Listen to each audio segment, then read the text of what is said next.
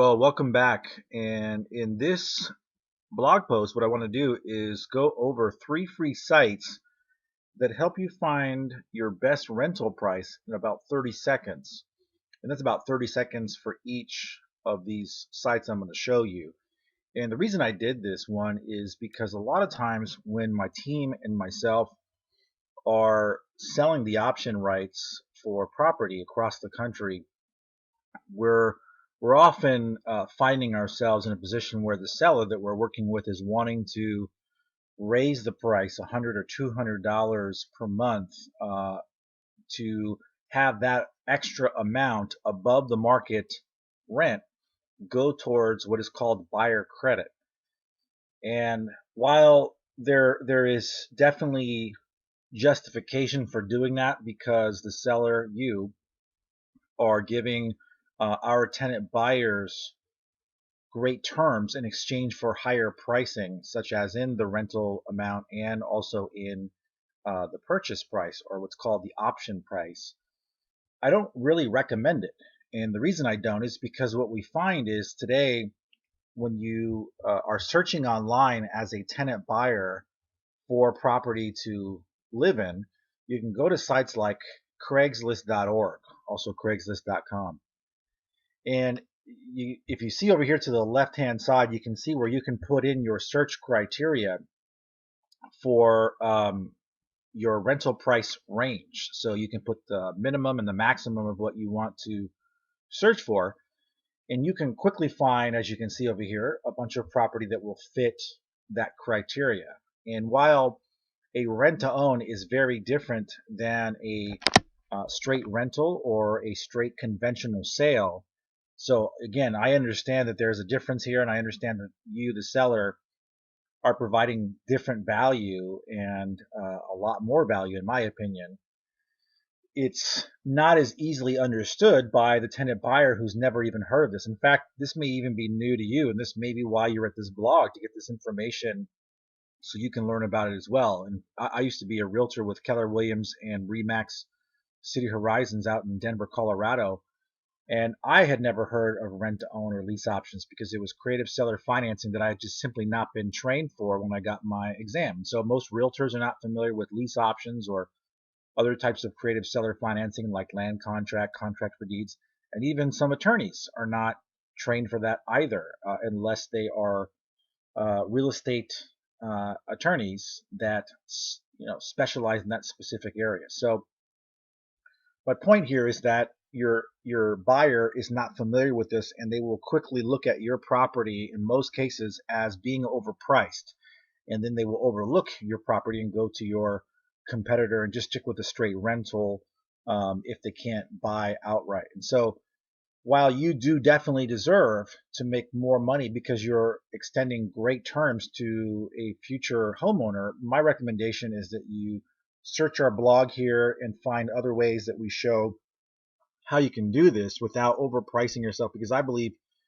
the rental price is the most sensitive and the most important as far as capturing enough future tenant buyer prospects for your property, of which that you can then choose from and see which ones you like best. So I like to have a bunch of them show up all at the same time, which you can learn in our other blog posts with respect to the auction strategy that we teach, how to get your full asking price, pay no fees, and get a buyer within 7 days using our auction strategy. So definitely check out that blog post. But I like to have a lot of options that I can choose from. Whereas if every $100 that I add to my rental price, the less options I'm going to get the days of my showing. So the following, I'm going to show you 3 sites where you can quickly, within 30 seconds, plug in a little bit of information like your address, how many bedrooms and baths you have, and what you want for the rental price, and see if in fact you are priced correctly. So the first site is a free site called rentometer.com, as you see on the screen. And as you can see, you can just simply put in the address, the rental amount, and how many bedrooms you have. And then you can press this blue button here that says Analyze My Rental. And it will tell you if you are overpriced or underpriced or priced just right using this meter. That's why they call it Rentometer. And so you can go there again. It's free. and it's a cool little tool to get you the beginning stages of checking out your rental amount and seeing if you're priced right. Then you can move on, and in the same token, go to a site called Zilpy.com, Zilpy.com, and same thing. Enter in your criteria based on your particular property, and within seconds, as the site denotes, you can figure out if you're priced well or not. And then the third site would be something that you're probably a little bit more familiar with, and that's Zillow.com's Rent Zestimate. And as you can see here on this image, it says Rent Zestimate, and it'll tell you what properties that have rented for in your area and really close to your area have rented for.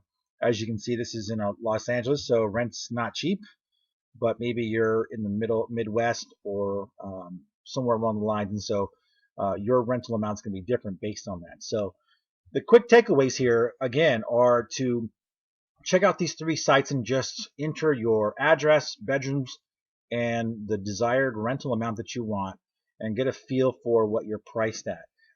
Be careful not to get greedy and ask too much for your property, because if you do, you will simply overprice your property and it will sit.